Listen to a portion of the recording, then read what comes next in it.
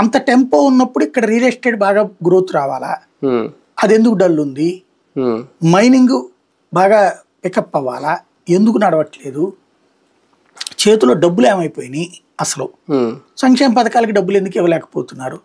కనీసం fee reimbursement మీద సమాధానం కూడా చెప్పట్లేదు కదా ఇప్పటికి. ఇప్పుడు రేపు మాపై ఇడబతుకులు కూడా బస్ స్టాండ్ అయిపోతాయి. ఇప్పుడు నిన్న తెలంగాణలో ఏం గొడవ అయింది? వాళ్ళు యాక్ట్ అని అరిచేసాడు, కేకలేసాడు, వాళ్ళు పాపం బెదిరిపోయి నడుపుతున్నారు. ఇప్పుడు ఏమవుతుంది రేపటి నుంచి? ఇప్పుడు క్రిందసారి ఇక్కడ ఏం చేశారు, రేపు అక్కడ కూడా అదే చేస్తారు.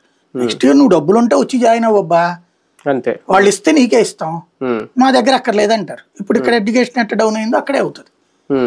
హాస్పిటల్ అంతే, నీ దగ్గర డబ్బులు ఉంటే వచ్చి చేరు, గవర్నమెంట్ ఇస్తే నీకు ఇస్తాం, మేమైతే మాత్రం ముందుగా చేర్చుకోలేం అని చెప్పారనుకోండి, ఏమైపోతుంది?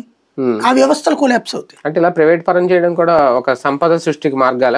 ప్రైవేట్ పరం చేయడం కాదు, ప్రభుత్వం తన బాధ్యత నుంచి పారిపోతుంది, ప్రభుత్వం ఇచ్చే రూపాయిని తీసేస్తోంది. ప్రైవేట్ పరం ఆల్రెడీ చేసేసారు. ఇప్పుడు ఇవాళ రిసార్ట్లు అవి కూడా ప్రైవేట్ పరం చేసేస్తారు. చంద్రబాబు అంటే ప్రైవేట్, అంత ప్రైవేట్ వాళ్ళకి ఇచ్చేసి నేను ఇక్కడ కూర్చుని వాళ్ళందరూ వచ్చి నన్ను భజన చేస్తే చాలు అనుకుంటాడు ఆయన. అంటే అదొక ఆదాయ మార్గం. ఆదాయం అని బొందా, దాంట్లో ఆదాయం ఏముంటది?